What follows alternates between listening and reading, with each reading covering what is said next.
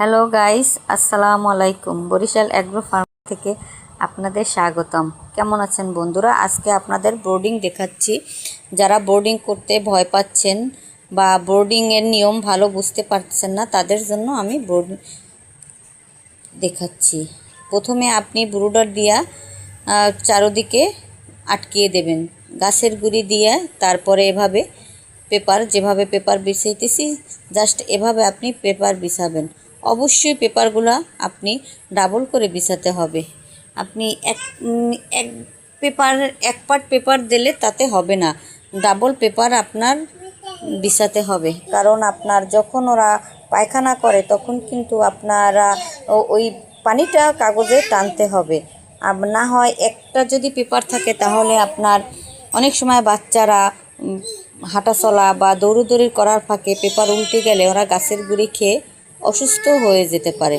এজন্য অবশ্যই ডাবল করে পেপার বিছাবেন।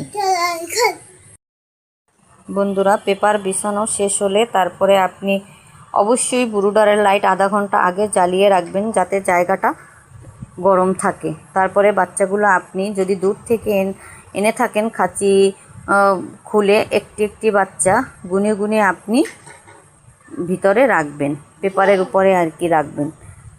রাখার পরে আপনি দেখুন বাচ্চাগুলা কি অবস্থা। ধরেন দৌড়োদৌড়ি করবে, এই যে দেখতে পাচ্ছেন দৌড়চ্ছে।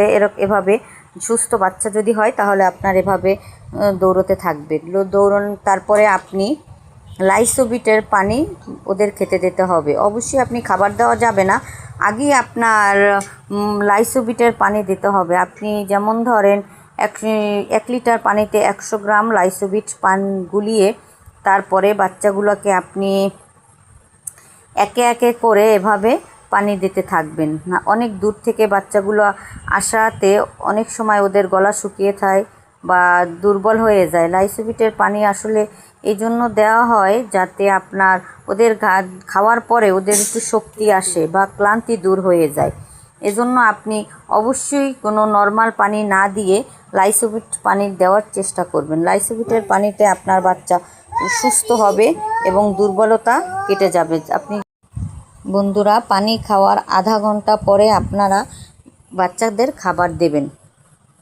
খাবার দেওয়ার পর 5 দিন পরে আপনি পেপার পাল্টাতে হবে, কারণ ওরা অনেক পায়খানা করে, অনেক জঞ্জাট হয়ে যায় পায়খানায়। তখন আপনি পেপার পাল্টাতে পারেন 5 দিন পরে।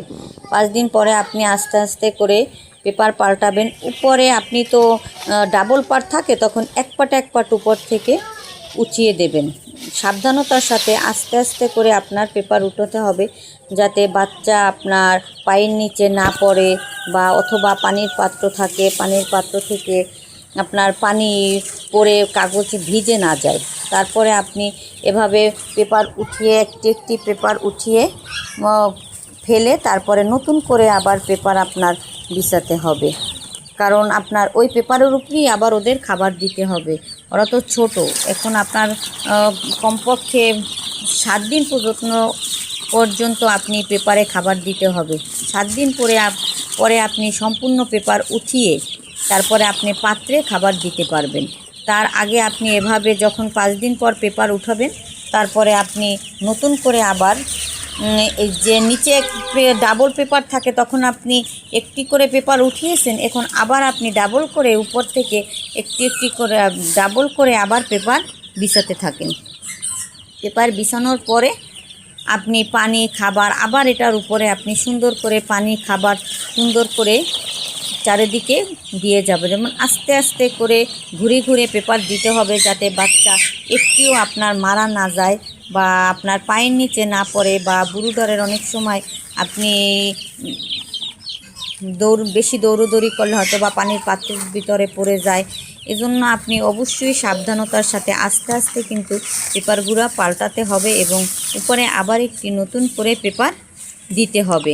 আপনার যখন 7 দিন হয়ে যাবে, তখন সম্পূর্ণ পেপার আপনি উঠিয়ে সব পেপার ফেলে দিয়ে নিচে যে গাছের গুঁড়ি দেওয়া থাকে তার উপরেই আপনি আবার খাবারের যে পাত্র আছে তাতে আপনি খাবার দেবেন। আস্তে আস্তে ওরা সেখান থেকেই আবার খাবার খাওয়া শিখে যাবে।